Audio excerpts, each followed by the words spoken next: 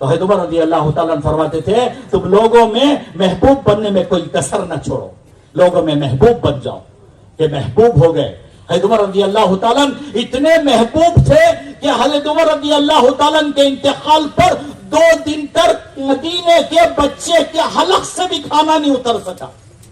اتنے محبوب تھے. کہا کہ محبوب بن جاؤ، اتنے محبوب ہو جاؤ. حضرت اویس قرنی کا قصہ لکھا ہے کتابوں میں رضی اللہ تعالیٰ عنہ. اپنی ماں کی خدمت کی وجہ سے حضور کی مجلس میں آ نہیں سکے، لیکن اللہ کے نبی نے بشارت سنائی. حضرت عمر رضی اللہ عنہ سے کہا تم جا کر اپنے لیے اس سے دعا کروا لینا، اویس قرنی رضی اللہ تعالیٰ عنہ سے. کہ اللہ کتابوں میں ان کا قصہ لکھا ہے. حضرت اویس قرنی جو ہے جنت پہ جانے لگیں گے، ایک پیر جنت کے اندر ہوگا، ایک پیر باہر ہوگا. اللہ کہیں گے جنت کے داروغہ سے اسے روکو، اندر جانے نہیں دینا. وہ داروغہ روک لے گا، ٹھہرو بھئی اندر جا نہیں سکتے آپ، رکو، ٹھہر جاؤ، ٹھہرا لے گا. حضرت اویس قرنی پوچھیں گے کیا بات ہے، مجھے کیوں روک لیا گیا؟ حضرت اویس قرنی جب پوچھیں گے تو اللہ کہیں گے اویس تو اپنے خاندان و قبیلے میں بڑا مشہور تھا، تیرے خاندان میں تیری بڑی عزت تھی، سب کے کام آنے والا، سب کا ساتھ دینے والا، سب کی مدد کرنے والا اور سب کے کام آ جانے والا. تیرے خاندان و قبیلے والے تجھ سے بہت خوش تھے اور یہ عادت تیری ہمیں بہت اچھی لگی. حضرت اویس قرنی کہیں گے یا اللہ وہ تو ٹھیک ہے، مجھے آپ نے کیوں روک لیا ہے جنت میں جانے سے؟ پھر اللہ کہیں گے اویس تو نے اپنے باپ کی بڑی خدمت کی، تیرے باپ کا انتقال اس حال میں ہوا کہ وہ تجھ سے راضی تھا، کیونکہ قیامت تک کے لیے یہ دین ہے، قیامت تک کے لیے ہے. انصار کے ایک نوجوان نے حضور اکرم صلی اللہ علیہ وسلم سے پوچھا اللہ کے نبی قیامت کب آئے گی؟ ابو سعید خدری رضی اللہ تعالیٰ فرماتے میں اس مجلس میں بیٹھا ہوا تھا، ایک نوجوان انصار کے نوجوان نے پوچھا اے اللہ کے نبی قیامت کب آئے گی؟ اللہ کے نبی علیہ السلام اٹھ کر کے کھڑے ہو گئے، اس نوجوان کو قریب بلا کر کے اس کے گلے میں ہاتھ ڈال دیا. اور علماء نے لکھا ہے قیامت تک کے آنے والے نوجوانوں کے گلے میں ہاتھ ڈال کر اللہ کے نبی نے یہ بات بتائی ہے، قیامت تک کے آنے والے نوجوانوں کو بتایا ہے. اس نوجوان نے پوچھا قیامت کب آئے گی؟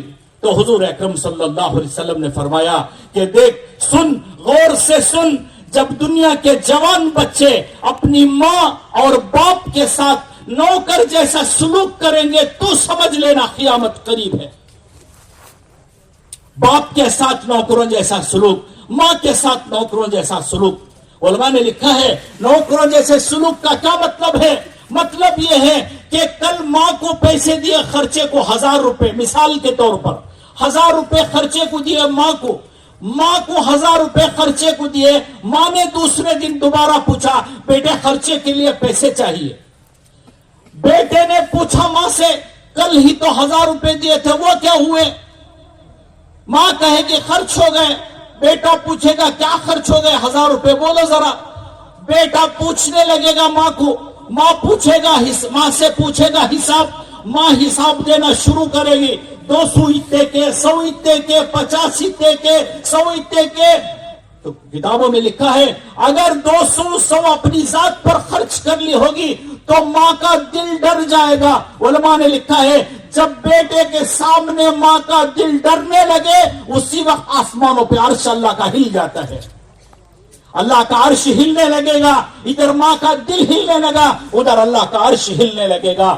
ماں حساب دے رہی ہے بیٹے کو اور بیٹا حساب لے رہا ہے ماں سے.